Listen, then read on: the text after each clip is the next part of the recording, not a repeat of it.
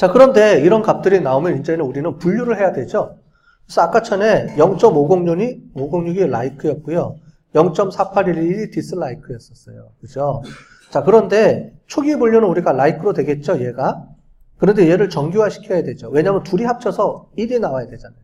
둘이 합쳐서 1이 나와야 되니까 그 값을 합쳐서 하게 되면 조금 보정돼서 0.49, 0.51 이렇게 나온 겁니다. 거의 비슷하게 나오죠. 거의 비슷하게 나오니까 이렇게 나와요.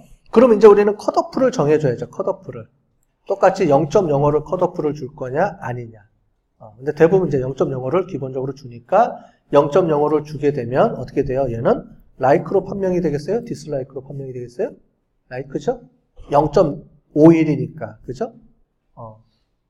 그래서 조금 미세하지만 얘가 바뀌면 됩니다. 그러면 실제로 그 다음에 얘를 어떻게 해야 돼요? 비교해 봐야죠. 얘가 실제값은 뭐가 있냐면 이렇게 돼 있습니다. 우리가 값을 주는데 아까 전에 우리 그거에 의하면 어떻게 나왔냐면 이렇게 나와 있죠. 이 값을 보면 0.2, 0.9를 줬어요. 그러면 뭐가 나와야 돼요, 원래? like가 나와야 되죠. 그러니까 얘가 1이냐, 뭐 2냐, 뭐 이렇게 나오겠죠, 뒤에? 그 값하고 비교해 보는 겁니다. 이렇게 비교해 봤을 때 에러입니다. 에러. 그래서 에러인데 0.7, 0.6이 있었죠. 그 값을 집어넣었을 때 1일 때 값하고 비교해 주는 겁니다. 요런 값. 그럼 원래 어떻게 돼요? 자기가 나온 값에다가 1-0.50. 왜냐면 1,0이니까. 그래서 1일 때 값, 얘를 2번 곱해주는 값을 이렇게 씁니다. 그럼 얘는 뭐예요? 0.123만큼 에러가 발생한 거예요. 자, 그래서 학습은 이제 중요한 개념이 나오는데, 우리가 인공지능을 원래 단일 퍼센트론에서는 학습이 없었어요. 그냥 가면 끝이에요. 잘 맞추는지 못 맞추는지만 보면 되는 건데, 그러다 보니까 뇌가 이제 학습하는 개념이 없잖아요. 그래서 나온 게 백프로포게이션, 학습을 하는 건데, 무슨 학습이냐면, 이 백프로포게이션의 의미는 뭐냐면 이거예요. 자, 한번 돌려봤어요. 그랬더니 뭐가 발생해요? 출력층의 오차를 가지고 했더니 어떻게 되냐면은 오차입니다. 얼마만큼 틀렸느냐는 거예요. 얼마만큼 틀렸는지를 본 거예요. 그래서 봤더니 요 값이 이렇게 나옵니다. 그럼 뭐예요? 이 값만큼 어떻게 줘요? 바꾸려면 뭐를 바꿔줘야 돼요? 앞에. 우리가 뭘 바꿔준다 그랬죠? 학습은 앞에 이 값이 결정되는데 중요한 역할을 했던 게 두 가지가 있었어요. 하나가 뭐가 있었죠? 가중치하고 또 하나는 저기 세타. 그죠? 두 개가 결정됐었잖아요. 즉 절편하고 가중치 이 두 개 값이 조정이 되면 x는 조정이 돼 있잖아요. x는 값이 0.9, 0.2 딱 정해져 있잖아요. 걔는 못 바꿔요.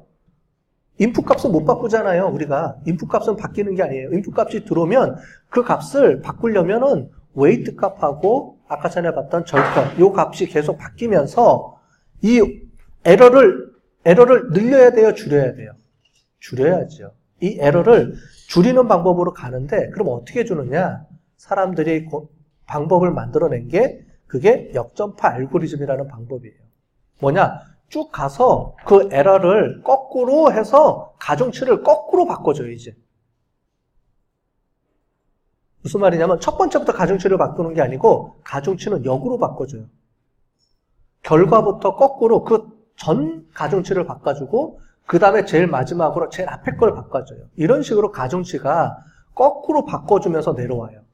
그래서 뭐라고 부르는 거냐면 역으로 가중치가 바뀌어서 내려온다. 그래서 역전파 알고리즘이라는 말을 씁니다.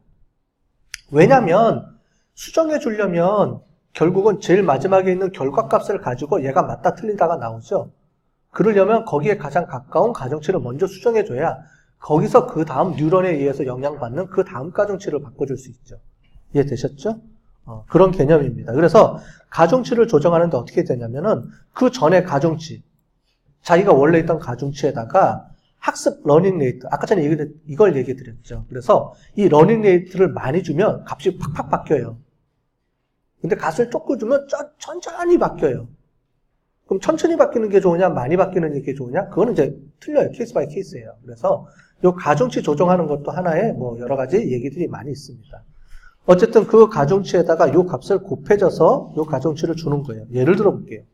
이제 말만 하는 게 아니고 예를 들어 보겠습니다. 자, 우리가 0.481이었었어요. 아까 전에 값이 어떻게 나왔죠? 밑에 볼게요. 위에 거죠, 위에. 0.123만큼의 우리가 에러가 나왔죠? 그죠? 밑에 걸로 보면은. 그러면 어떻게 되느냐? 자, 여기 있는 값이 -0.015였어요. 요 값하고 요 가중치, 여기 들어오는 요 가중치, 3개가 중요합니다. 이 3개의 가중치에 따라서 뭐가 결정된 거예요? 요 값하고, 잘 보시면, 7번의 결과에 0.506은 이 값 더하기, 요 값 곱하기 요 값, 요 값 곱하기 요 값, 요 값 곱하기 요 값을 해서 나온 값이죠? 맞죠? 요 3개의 가중치에 요 원래 값, 요 값하고 이 값을 가중치 줘서 들어온 값하고 원래 이 값의 그 편향, 바이어스 된 요 4가지 값으로 구해서 나온 값이 요 값이에요. 근데 이 값이 틀렸다는 거예요. 에러가 났다는 거예요. 얼마만큼? 위에서 봤더니 요만큼 에러가 났어요. 위에 7번이니까 요거죠. 요만큼 에러가 났어요. 그럼 이 에러 값을 넣어줍니다. 여기다가. 넣어줘요. 그럼 제일 먼저 얘를 바꿔줘야죠. 얘. 가장 가까운 데가 있으니까. 자, 무슨 얘기냐면 얘를 했는데 여기부터 바꿔와요. 말이 안 되죠. 뭐를 바꿔줄지 모르잖아. 그죠? 왜냐면 이거에 의해서 얘가 바뀌기 때문에 여기 있는 값에 변화가 있다고 처음부터 얘를 못 바꿔줘요. 그래서 거꾸로 어떻게 주느냐? 얘에서부터 거꾸로 나갑니다. 이렇게. 됐죠? 왜냐면 우리가 에러는 어디서 발견했기 때문에 제일 마지막에 에러가 나왔잖아요.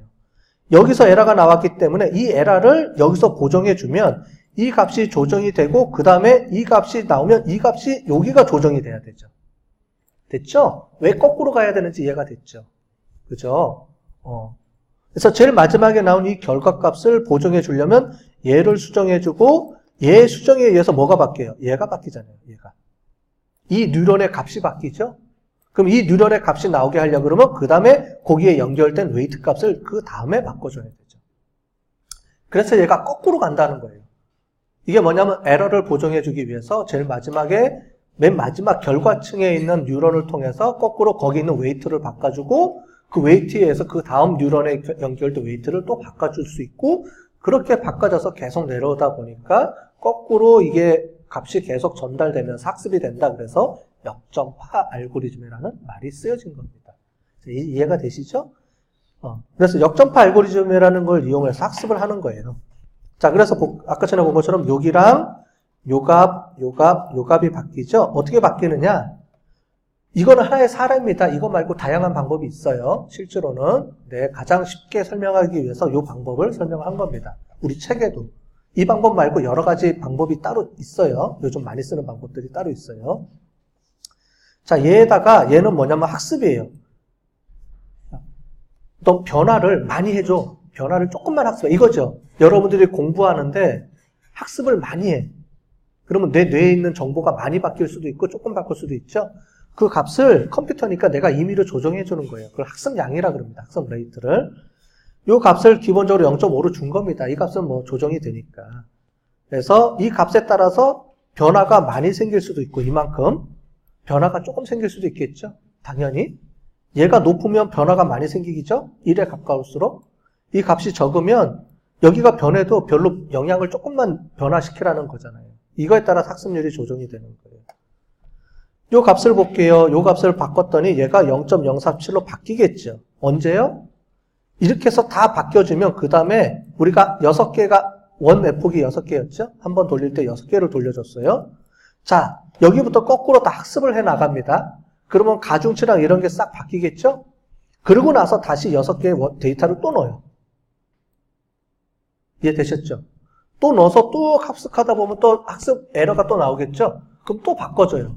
그러고 나서 데이터 6개를 또 집어넣어요. 이런 식으로 계속 F폭을 돌아가면서 웨이트를 계속 조정해 가면서 제일 마지막에 에러가 거의 없는 데까지 계속 바꿔주면서 돌려주는 거예요.